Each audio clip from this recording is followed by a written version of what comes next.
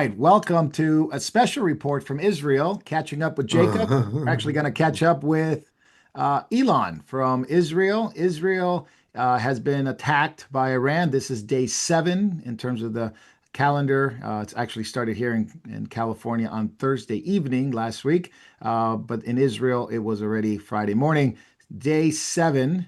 And we're so glad that Elon and his wife are okay, and they are going to be reporting for us and with this war. And it's a terrible thing that's going on in Israel. But we'll go to Elon real quick. Elon, good evening. How are you today? Yeah, I'm all right. Thank you, Marco. Here again in Nahariya, it's not one of the main targets. So we have had a fair number of alerts, but you can hear the interceptions uh, in the distance mostly. Today, they managed to hit Haifa.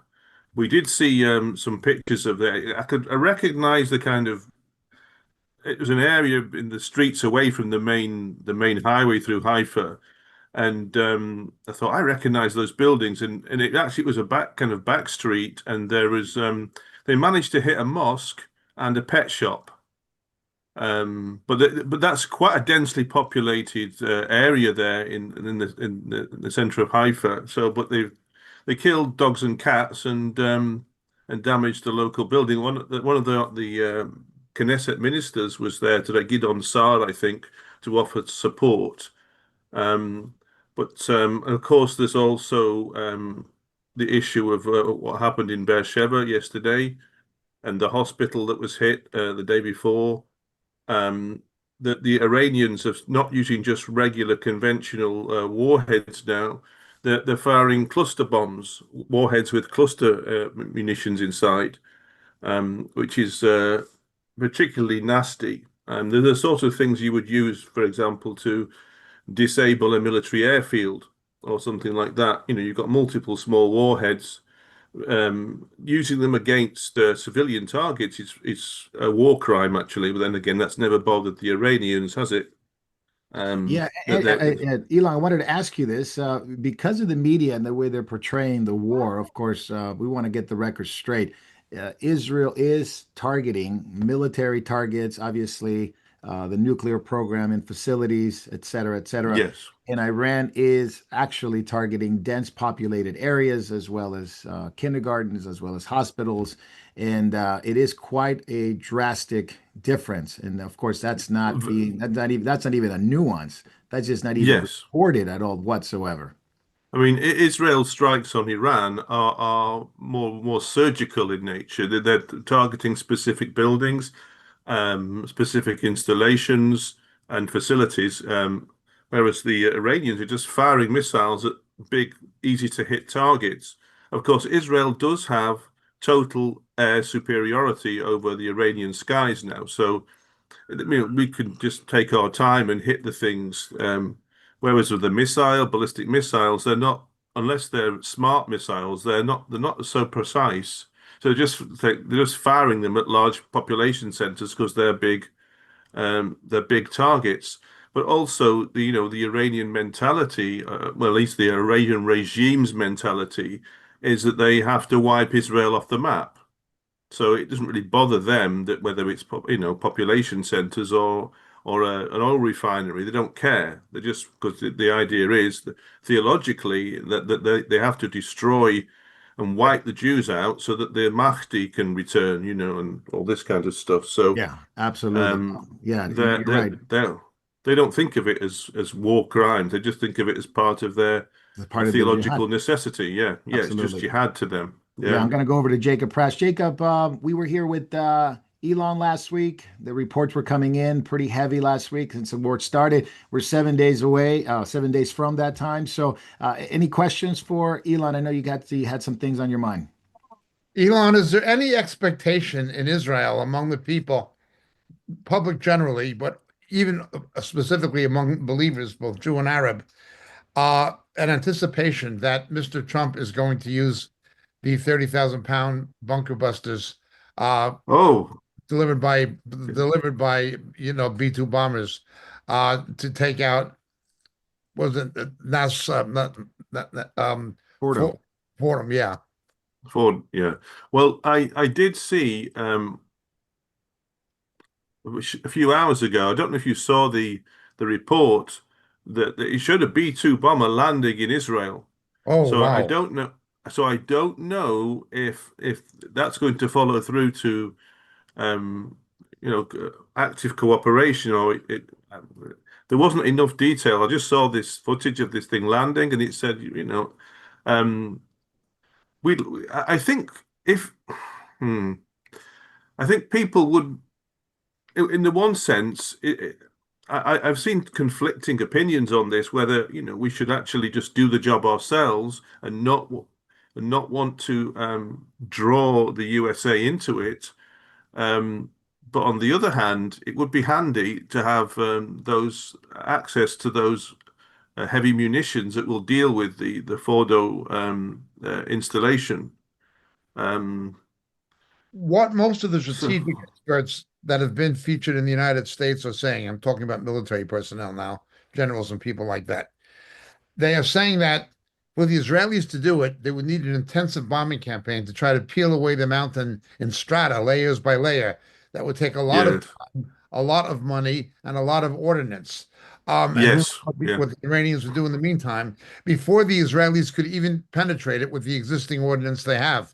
Um, and the other is to use Sayeret Matkal, to use Israeli commandos to try to get into it and blow it up from the inside, which is boots on the ground confrontation. yes. I think we're Extremely trying to avoid that, aren't we? Yeah, they're trying to avoid that. The most practical option would obviously be these 30,000 pound massive ordnance bombs that can only be delivered by only be delivered. The only delivery system is the B-2. Um, Yes, it- but Mr. Trump is holding his cards close to his chest and throwing out mixed signals. He's obviously playing poker. yes, yes. Yeah, He is. Yes, you can yes, tell that. Yeah, yes. yes. Yeah, he actually He's mentioned nobody knows what I'm going to do. So stop reporting. He actually said that. yes. So, and that's probably wise, actually, because there are voices even among on the right side of thing on the right wing. There are voices that are like opposed to any kind of American involvement in this. But the Iranian problem or the Iranian regime problem is it cannot be allowed to regrow. We need Yes, to cut the head off and uproot it as well. And that regime does have to be replaced. There's no yes. option, I think. Maybe that wasn't something that was particularly intended at the start of this war, but it's something that is absolutely necessary. I think It it's is become being stated obvious. that part of the problem is that the Pahlavi family, the Shah's family, who are based in the United States, do not really have a formidable government in exile, even though they're asserting they could provide an interim government. They don't have an organized government in exile. Where the next opposition, uh, called Midics or something of this nature, inside of Iran, could be potentially worse than the devil you know. You mean That you talk about the communists here again? Yeah, these are the communists. The same group Mujahideen. that Yeah. basically sold the nation down the river in Yeah. '79. Yeah, yes, correct. yeah. That's we don't want That would be to. absolutely devastating. I mean, you literally Yes, are going to bring back those who took down the Shah and put him in power. I mean, I hope that does not happen So do because I. they seem to be this group that wants to fight against the IRGC. They want to be this sort of counter-revolutionary movement. It's just going to be absolutely. I hope nobody listens to them, but I know that they've been in contact with Mike Pompeo. They've been in contact with the Labour Party in the UK. So there's Yes. oh, inroads. Yes. And they obviously would be very friendly towards Putin and more so China if they got power. yeah. Anyone who's a friend of the UK Labour Party should be looked upon with great grave Yes. reserve.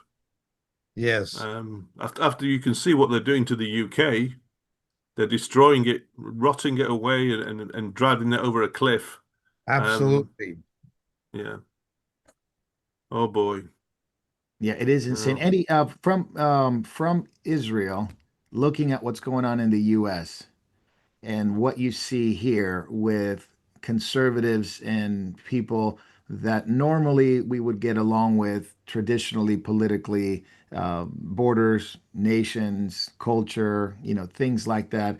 Yes, Even some of them claiming to be Christians have turned very heavily Oh, against the Trump administration in its policies to supporting the Jewish people.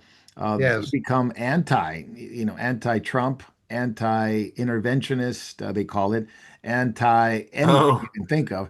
Even some of them, guys that we would be consider used to be considered friendly, even toward Christians themselves, but oh! they're I know very what you're talking brutal. about here. You're Yeah, I mean, talking we can about go down. Candice Owens, aren't you, and Tucker Well, Carlson for a Uh, start? I'm thinking of Tucker Carlson first. I was thinking of Steve Tucker Carlson, Bannon. but also Marjorie Taylor Greene. Yeah, thinking of Steve Really? Bannon. Yeah, I'm thinking of Wow. well, he's not the U.S., but Russell Brand, he's from the U.K. That even consider themselves and somewhat loosely called Christians, Yeah, but they don't want to be called anti-Semitic. By the way, they just like, well, we're not anti-Semitic. They want to make sure we get that, but they are very opposed to anything that the U.S. or the U.K. in this case yeah.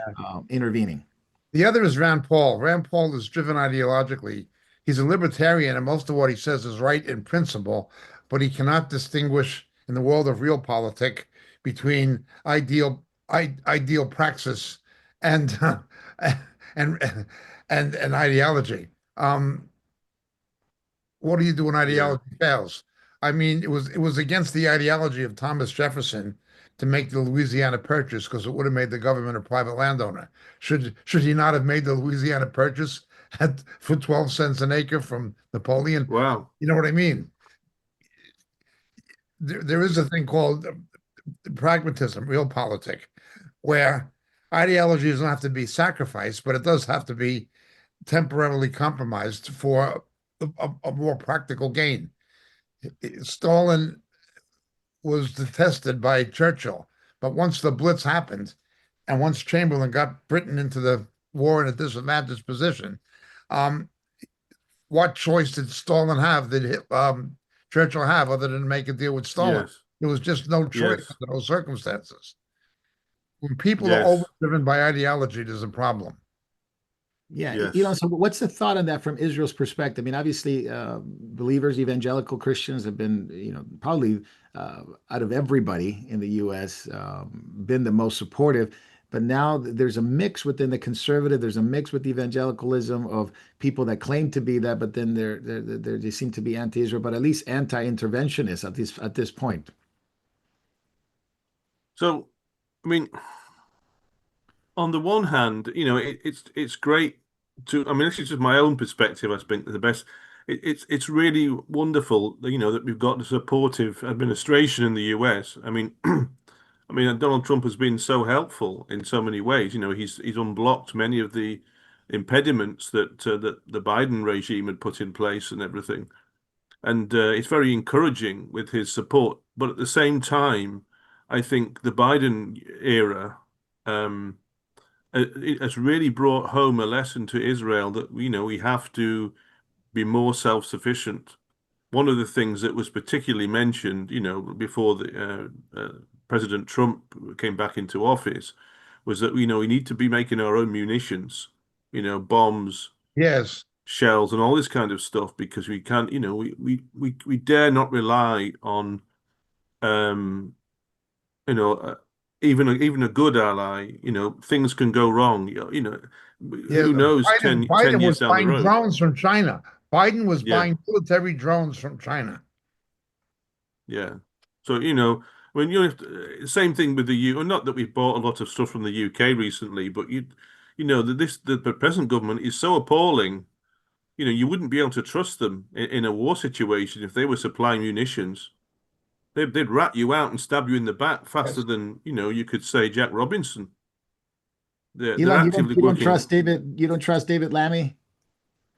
You know, Tongue in cheek. Go on. I'm sorry. Go ahead. I wouldn't trust David Lammy with a supermarket trolley. You know, he's an incompetent foreign minister and also, well, useless. the whole lot of them are a complete shower, and you can see the kind of moral fibre they're made of with the two recent votes in Parliament overwhelmingly to support a murdering of children at birth or Yes. 1 minute before birth, and to polish off old people, Yes, the assisted with suicide bill. euthanize the injured. Yes, the assisted suicide bill is pending today, the final vote.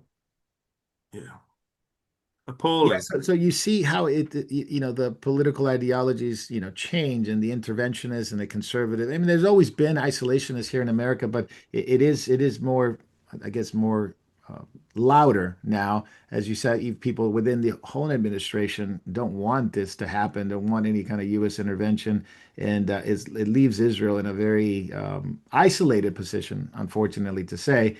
But it is quite alarming that you see, even within the left is divided, the right is divided, and the issue is Israel. Let us understand Yeah, something. If Israel did not exist, the United States would still be the great Satan in the eyes of fundamentalist yeah, Islam and the Iranians.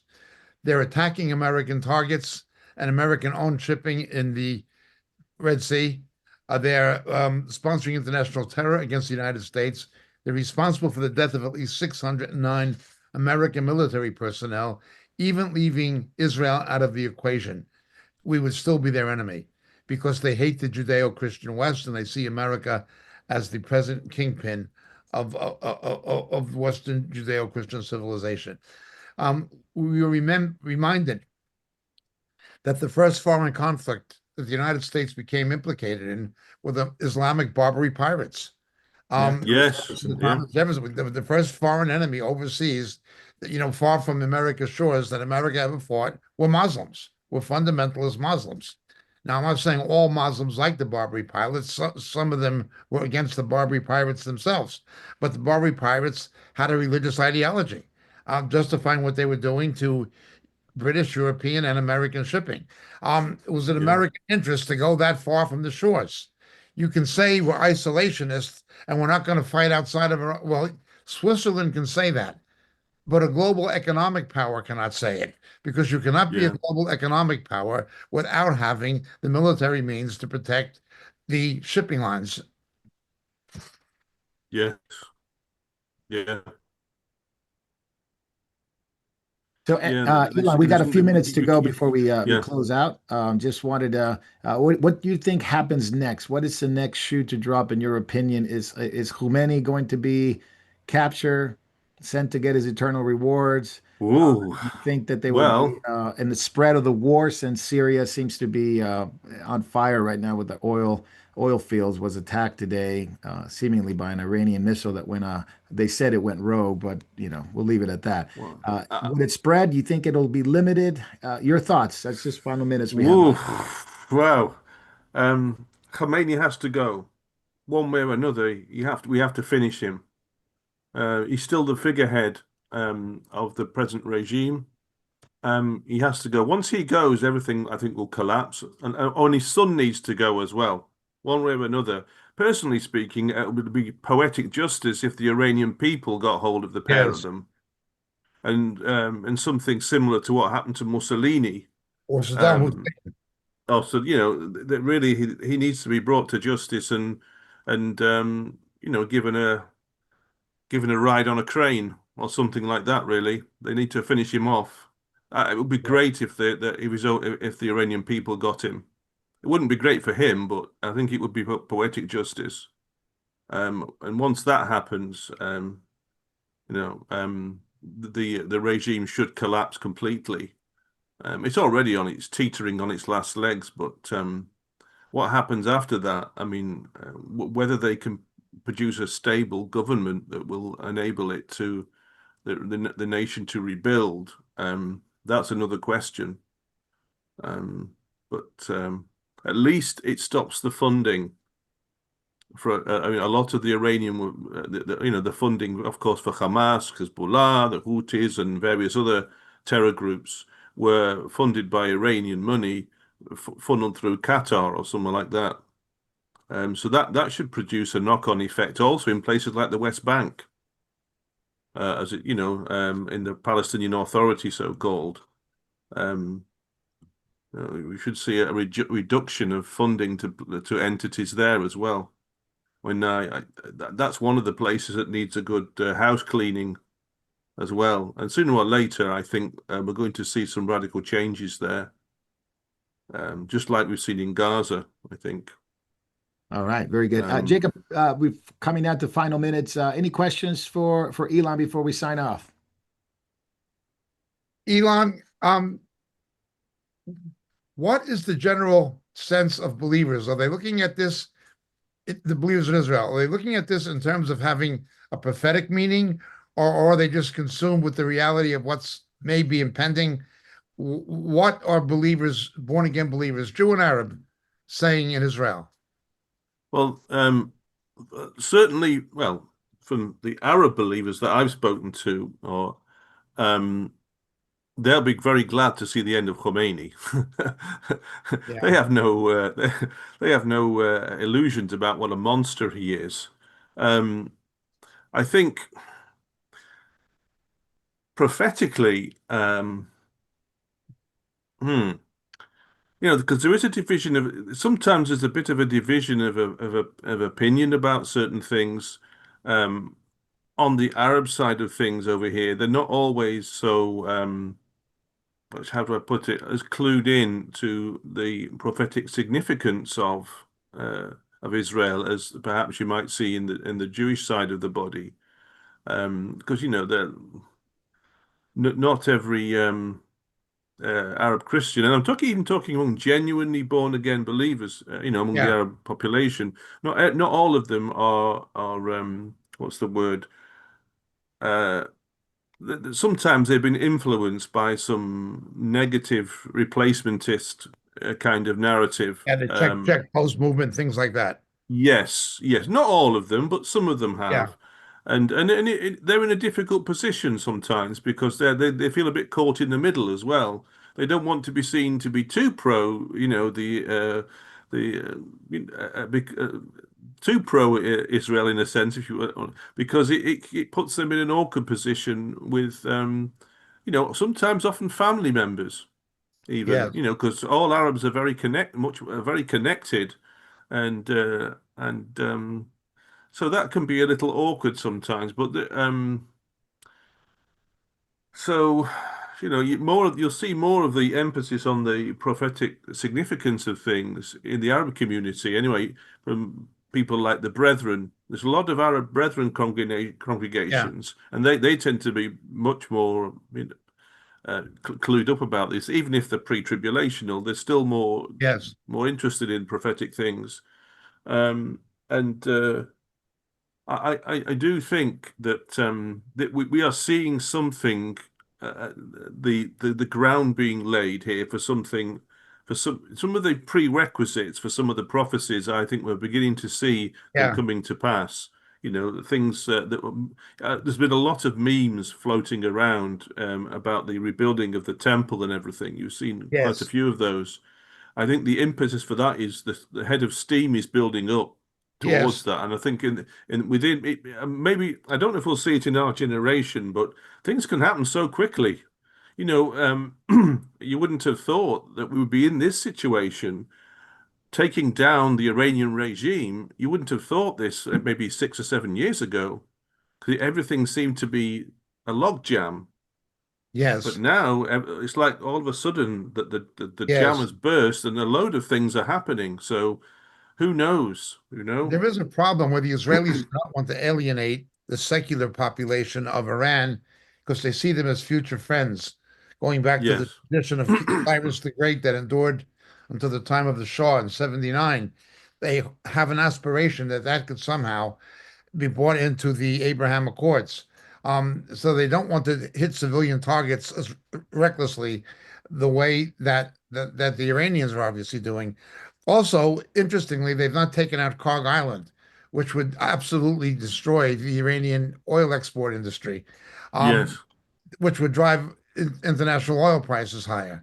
So Israel is having to fight with one hand tied behind its back thinking of not just of the war, but the aftermath of the war, what's going to happen, and the Yes, consequences. this is Yes, this is true. This is very pragmatic. yeah, They're being 'cause we want the future regime to be a friendly one, yes, and we're fighting. We're trying to make it very clear that we're fighting the current regime yes, and not the Iranian people. And I think a lot of Iranians understand that. They really yes, do.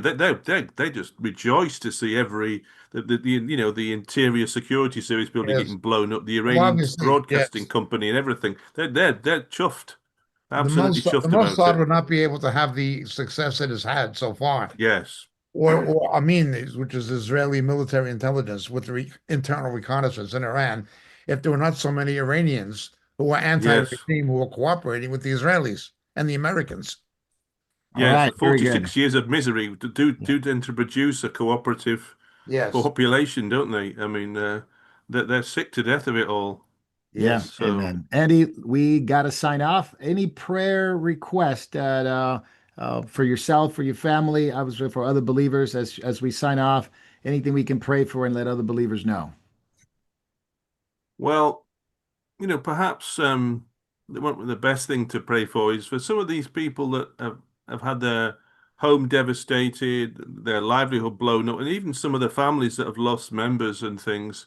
Maybe we should, that we could remember them in our prayers, really. I mean, I can't think what it would be like to have your home blown to pieces, and even if you're in the shelter and you're underground, you're safe, to come back and find you've got a pile of rubble. That's horrible. I mean, I just don't know how people get over that. I mean, that must be all, especially if you've lost family members because of that as well. Yeah. So maybe remember those people and particularly, you Amen. know. Thank you so much. Well, obviously, prayers for you, your family, the believers there. Thank And you. next time we get together, let us know how they're doing. We want to hear from them. Yes, And obviously, sometimes they're really hard to get a hold of because the shelters and shelter in place and all the things that are going on there makes it difficult. But we appreciate you, Elon. Thank you so it's much all for right. being with us, reporting live from Israel. Elon, thank you so much for being with us. It's God bless you, okay. and have a great And evening. and you both, and you all. Bye bye. Bye Okay, bye. code blue for Hitrot. Kol tuv, Yaakov. Litraot. עד לפעם הבאה. כן. Hamaba.